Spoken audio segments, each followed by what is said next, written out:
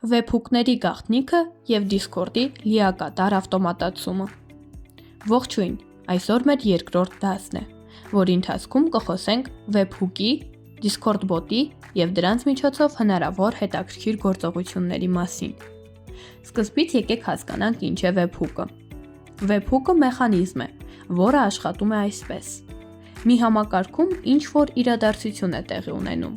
Այդ համակարգը հաղորդագրություն է ուղարկում մեկ այլ համակարգի։ Մյուս համակարգը այդ տեղեկության հիման վրա կատարում է որոշակի գործողություն։ Այսինքն, վեբհուկը թույլ է տալիս, որ համակարգերը իրար տեղեկացնեն իրադարձությունների մասին և աշխատեն միասին, ավտոմատ կերպով։ Discord վեբհուկի ստեղծումը։ Discord-ը հիանալի է նրանով, որ թույլ է տալիս ստեղծել այս թվային փոստարկղերը շատ հեշտությամբ։ Եկեք սկսենք սերվերի պատրաստումից։ Բացեք ձեր Discord սերվերը։ Խորհուրդ եմ տալիս ստեղծել մի առանձին ալիք, որպեսզի փորձնական հաղորդագրությունները չխանգարեն մյուսներին։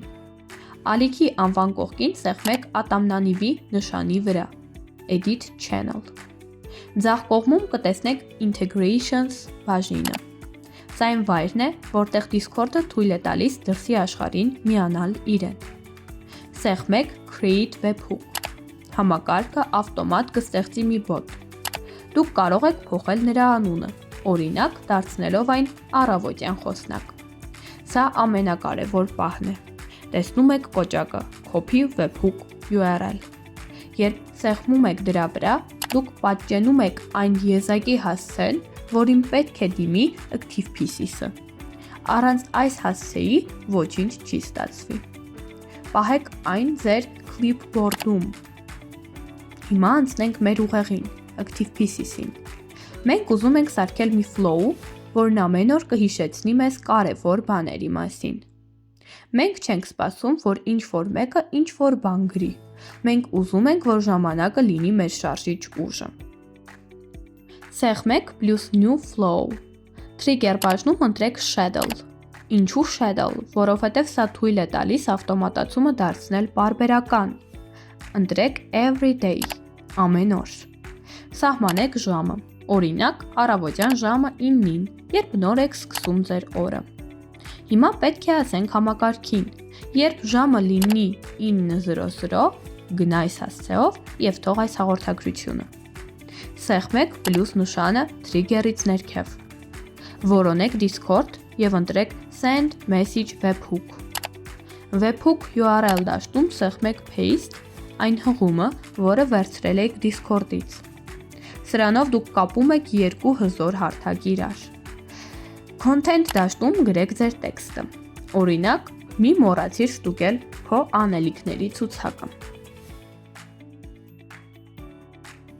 Հիմա սեղմում ենք Test Step և ստուգում, աշխատում է թե ոչ։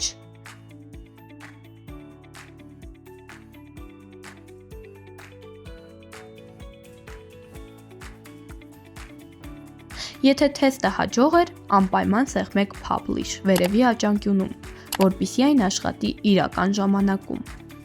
Ահա ընդամենը մի քանի րոպեում մենք պատրաստեցինք պարզ ավտոմատացում, որը նամակ է ուղարկում Discord։ Հիմա եկեք սարքենք մի փոքր ավելի բարդ և օգտակար համակարգ, որտեղ կստեղծենք Discord bot։ Պատկերացրեք դուք ունեք հարցում կամ պատվերի ձև Google Form և ուզում եք, որ հենց ինչ-որ մեկը լրացնի այն, տվյալները ակնթարթորեն հայտնվեն ձեր Discord-ում։ Ինչպես ստեղծել Discord bot և ինտեգրել այն։ Երբեմն միայն webhook-ը բավարար չէ և մեզ պետք է լիարժեք Discord bot, որը կարող է ավելի բարդ գործողություններ անել։ Եկեք տեսնենք, թե ինչպես ստեղծել այն 0-ից և կապել ActivePCS-ին։ Այցելենք Discord Developer Portal։ Սեղմենք New Application և տանք մեր բոտին անուն, օրինակ My Automation Bot։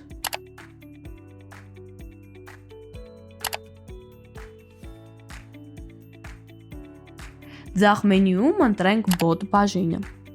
Սեղմենք Reset Token կամ Copy Token, որպեսզի ստանանք բոտի եզակի բանալին Token։ Պահենք սա, քանի որ այն պետք է գալու ActivePCS-ում։ Նույն բաժնում Bot իջնենք ներքև և միացնենք Message Content Intent տարբերակը, որպեսզի bot-ը կարողանա կարդալ հաղորդագրությունները։ Մտնենք Goes to, այնուհետև URL Generation բաժինը։ Scopes դաշտում ընտրենք bot և administrator կամ անհրաժեշտ այլ թույլտվությունները։ Պատճենենք ներքևում հայտնված հղումը, տեղադրենք այն մեր բրաուզերում և ընտրենք մեր սերվերը, որպեսզի bot-ը հայտնվի այնտեղ։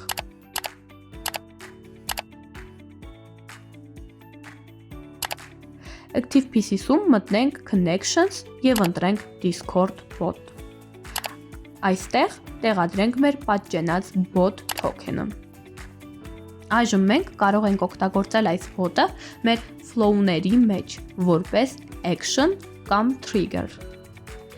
ActivePCS-ում սեղմում ենք Use New Trigger և ընտրում ենք Google Forms։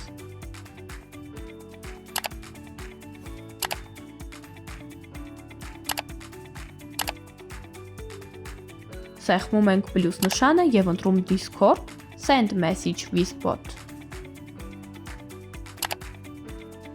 Connection, մեր bot-ը, Message, տեղադրում ենք մեր տեքստը։ Նոր պատասխան է ստացվել։ Անուն, էլեկտրոնային post, ընտրում ենք անունը ֆորմայից։